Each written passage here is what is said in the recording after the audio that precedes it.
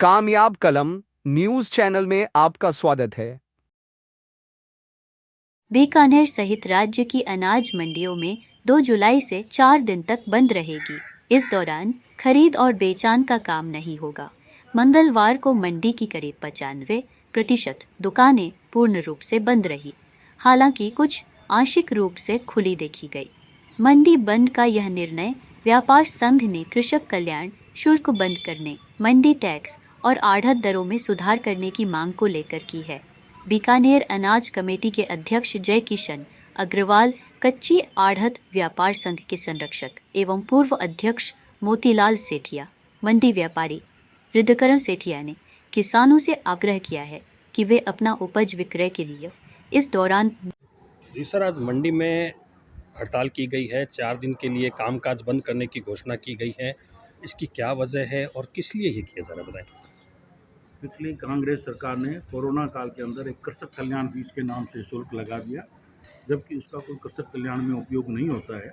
उस शुल्क का उस समय हमने पुरविरोध किया तो उसको 1% की जगह 50 पैसा रख दिया और बार बार उसका अमेंडमेंट होता गया। सरकारें हमें आश्वासन देती रहती है कि इस बार एक बार हम 3 महीने के लिए बढ़ाते हैं, फिर आगे जाके बात कर रहे हैं। अभी हम लोगों ने एकदम आर पार की लड़ाई के मूड में हम व्यापारी हैं कि इस कृषक कल्याण फीस को पूर्णतया समाप्त किया जाए और इन टैक्सों का सरलीकरण किया जाए। वर्तमान में मंडी शुल्क 50 पैसा, 1 रुपये, 1 रुपये 60 पैसा ऐसे 3 स्लैब में लगता है। उसको भी हमारी मांग है कि उस मंडी शुल्क को है जो 1% किया जाए और सरकार का उद्देश्य यदि कोई कृषक कल्याण फीस को लेकर के है तो उस उद्देश्य की पूर्ति वो मंडी शुल्क के अंदर ही कर ली जाए। मंडियों का विकास अच्छी तरह से हो चुका है और टैक्स का जितना भी सरकार टैक्स वसूल करती है उसका खामियाजा सरकारी अधिकारियों को भी पता है, हमें भी पता है, सब जानते हैं। उसका खामियाजा अंततः किसान को बाजार भाव के मूल्य कम लेकर के उठाना पड़ता है। तो एक तरफ तो हमारी दोनों सरकारें किसानों की आय बढ़ाना चाहती है और दूसरी तरफ यदि ये टैक्स लागू करके किसानों की आय घटाती है तो सरकार की करनी और कथनी में अंतर आएगा। इसलिए हम हमेशा किसान हितैषी बात करते हैं। तो किसानों के लिए सरकार को सभी कृषि जिनिसों को जीएसटी नील की श्रेणी में ले लेना चाहिए और मंडी शुल्क एक देश एक कर के हिसाब से 1% या 50 पैसा जो सरकार उचित समझे वो कर देना चाहिए।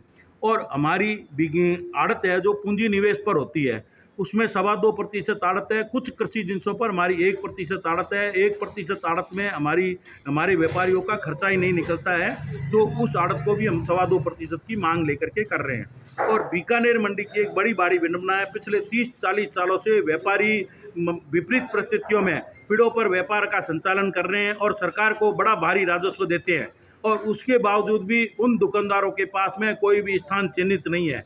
हमारी बीकानेर मंडी की विशेष मांग है कि सर्वप्रथम सरकार उनको अविलंब भूखंड आवंटन करे और वर्तमान डीएलसी की 25% राशि पर भूखंड आवंटन होने चाहिए। ये पुराने व्यापारी होने के नाते उनका हक बनता है, तो सरकार उनका हक न मारे, उनकी बात सुने।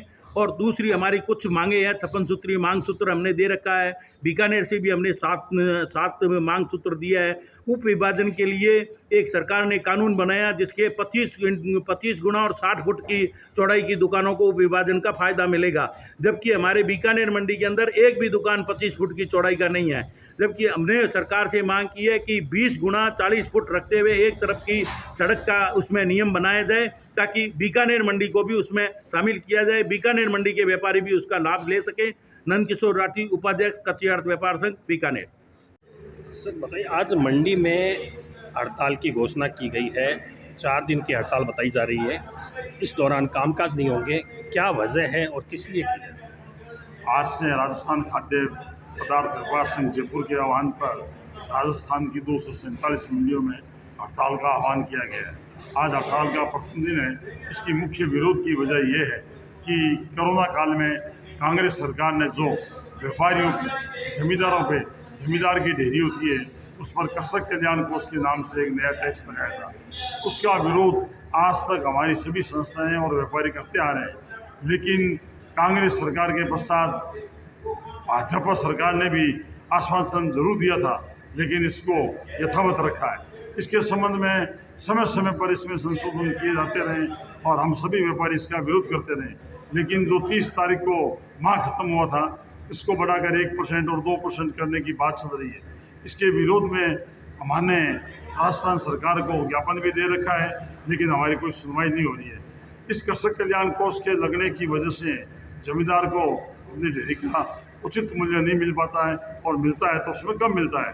और जैसे पड़ोसी राज्य गुजरात है, पंजाब है, गुजरात है, वहाँ पे इस तरह का कोई कल्याण, कृषक कल्याण नाम से टैक्स नहीं है।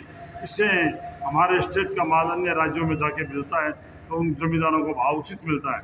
इसलिए सरकार को चाहिए कि कृषक कल्याण कोष जो कोरोना के नाम पर लगाया गया था उसको तुरंत प्रभाव से हटावे, और इससे जमींदारों को और किसानों को और अंत में एक उपभोक्ता पे जो भार पड़ रहा है उससे निदान दिलाए। जबकि भारत सरकार का ये कहना था कि एक देश एक कानून होगा, लेकिन इस पर भी कोई सुनवाई नहीं हो रही है। इसलिए मुख्यमंत्री मोदी के पास वर्तमान में विभाग है, इस पर गौर करना चाहिए। इस कृषक कल्याण के साथ मंडी की कुछ अन्य छोटी मोटी समस्या हैं, उसके बारे में भी हमने ज्ञापन दे रखा है, उस पर तुरंत ध्यान दे के हमें राहत प्रदान करनी चाहिए। मोतीलाल, इसके आज से जो हड़ताल की गई है, इससे मजदूरों को, मुनीमों को, हवलदारों को, ट्रक वालों को और किसानों को भारी असुविधा होगी, क्योंकि वर्तमान में बिजाई का समय चल रहा है। सभी पिछले दिनों खाद बीज की वजह से भी कुछ संकट उत्पन्न हुआ था। इसलिए मैं सरकार से आग्रह करूंगा कि इस गतिरोध को तुरंत हल करवावे और बिजाई के समय में सबको राहत दिला के इसमें हमारा सहयोग करें, और मेरा यही निवेदन है, सरकार इस पर पुनः गौर करे। मोतीलाल सेठिया, पूर्व अध्यक्ष, श्री नई अनाज मंडी बीकानेर।